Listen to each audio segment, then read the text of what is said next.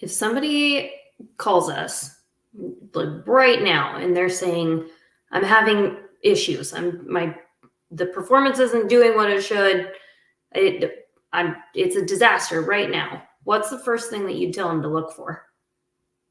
Yep, and we've had that call more times than once, many more times.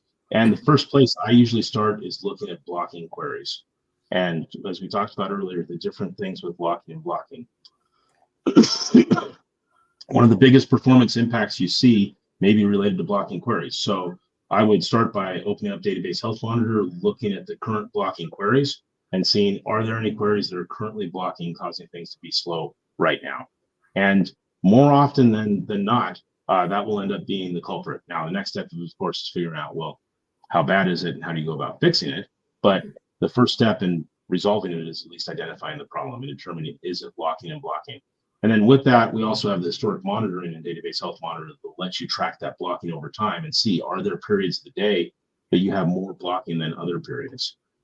Then once you've done that, next I would take a look at things like the wait statistics. What is your SQL Server waiting on? I'd want to look and see, is it waiting on IO or memory or CPU or network or blocking or something else? And again, that's one of those things that Database Health Monitor will help you find. But and when I refer to Database Health Monitor, anything that we're doing in Database Health Monitor, you can always do with just regular SQL queries as well if you know how to go find them. But that's one of those things we just make it a little bit easier with that tool. So blocking queries is the number one thing I would check.